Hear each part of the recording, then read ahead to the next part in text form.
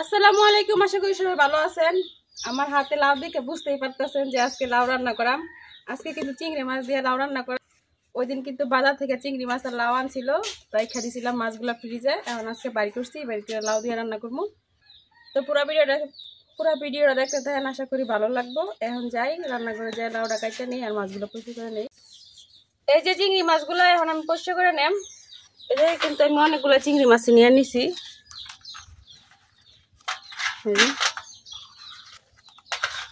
সব দেশি চিংড়ি, সবগুলা কিন্তু দেশি চিংড়ি, আবার কিন্তু সবগুলার পেটে ডিম আছে। এই যে একবারে সবগুলা চিংড়ি মাছের পেটের ভিতরে ডিম। এখন মাছগুলো আমি পরিষ্কার করে নেম।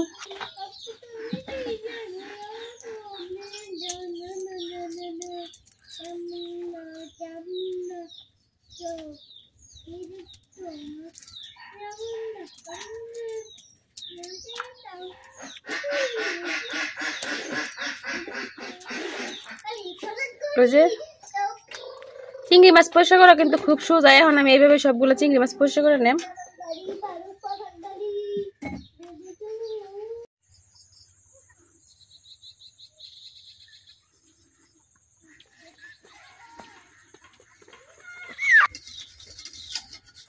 মাছগুলো কিন্তু পরিষ্কার করা শেষ, আমি পরিষ্কার করে ধুয়ে নিছি। এখন লাউটা কাটতে নেম।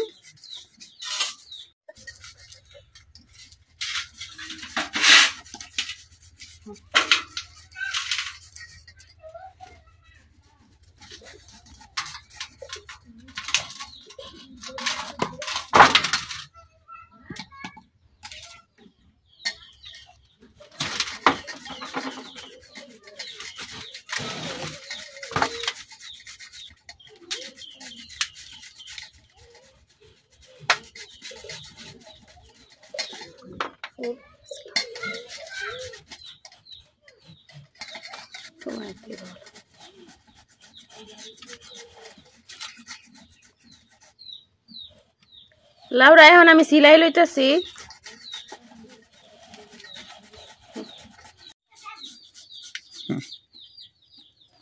লাউটা কিন্তু সিলানি শেষ, এখন আমি কাইটা নিতেছি। লাউ যেহেতু চিংড়ি মাছ দিয়ে রান্না করার, এই জন্য আমি ছোট ছোট করে কাটতেছি। এই যে এরকম করে কাটে নিতেছি।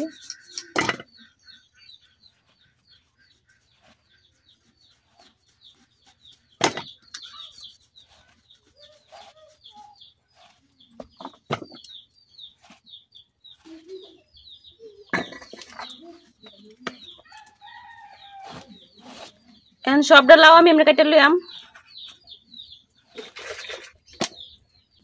লাউ কাটে পয়সা করে ধুয়ে নিছি, পেঁয়াজ মরিচ কাটে নিছি। এখন চুলা ধরে কড়াই বয় দিতেছি।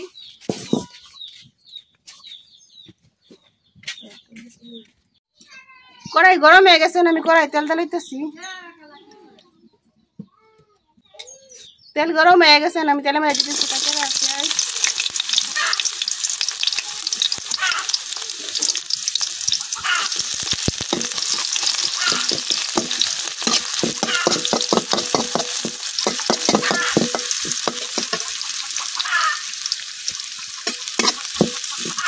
এখন এই পেঁয়াজের মধ্যে দিয়ে দেব আমি বাটা আদা রসুন একসাথে বাড়তে রাখছিলাম, ওটা দিয়ে দিলাম। পেঁয়াজ আদা রসুন আমি কিছুক্ষণ বাজিয়ে দিলাম। পেঁয়াজ আদা রসুন আমি কিছুক্ষণ বাজিয়ে লইছি। এখন আর কোনো কাঁচা গন্ধ নয়। এখন দিয়ে দিতেছি আমি চিংড়ি মাছ।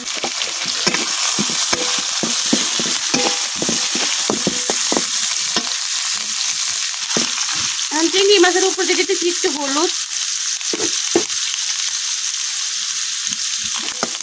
এখন আমি চিংড়ি মাছটা কিছুক্ষণ বাজালাম।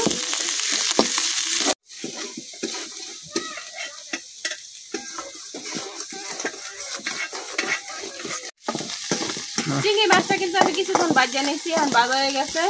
এখন আমি অল্প পানি দিয়ে দিলাম।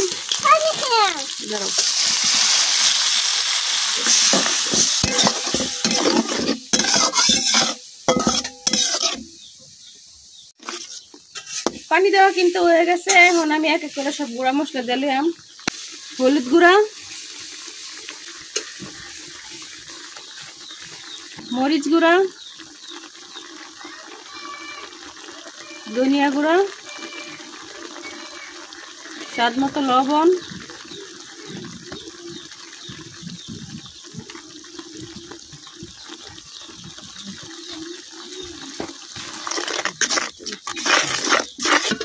এখন দিয়ে দেন কাটে রাখা কাঁচামরিচ,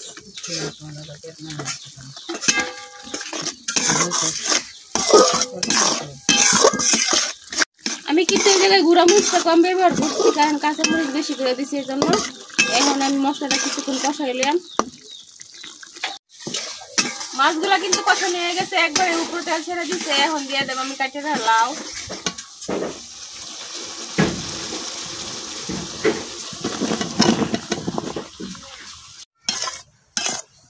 লাউর সাথে কিন্তু মশলাটা আমি খুব ভালোভাবে মিশাই লইছি। এখন ডাইটটা কিছুক্ষণ রান্না করে নেব।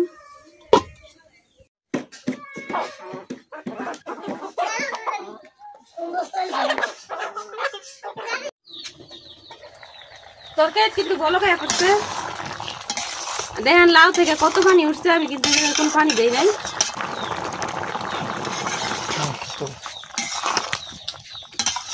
এখন ডাইটটা আরো কিছুক্ষণ রান্না করে নেন, ঝোলটা আরো শুকাইব।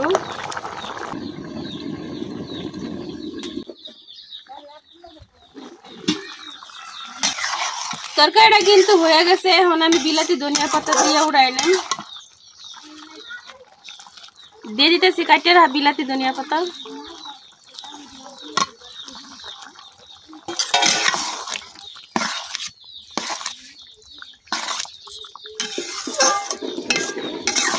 এখন ডাইকে একটা বলক উড়াই নেন, তাহলে কিন্তু ধনিয়া পাতার গ্রানটা পুরো তরকারির মধ্যে ছড়াই যাইব।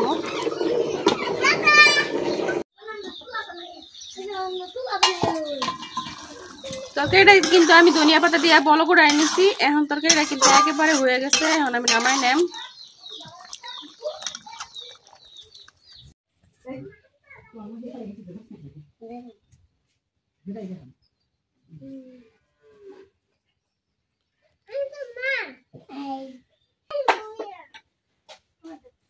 এই যে তৈরি হয়ে গেছে আমার লাউ চিংড়ি তরকারি। দেখেন তরকারিটা কি সুন্দর হয়েছে কালারটা, আর বিলাতি ধনিয়া পাতা দেওয়াতে গ্রান যে বেরোইছে, অনেক সুন্দর একটা গ্রান বেরোইছে। গ্রান এইতে পেট ভরে যাইতেছে। তো আমার লাউ চিংড়ি তরকারিটা কেমন হয়েছে অবশ্যই কমেন্টে জানাইবেন। আজকের ভিডিওটা এই পর্যন্তই। সবাই ভালো থাকবেন, সুস্থ থাকবেন। আল্লাহ হাফেজ।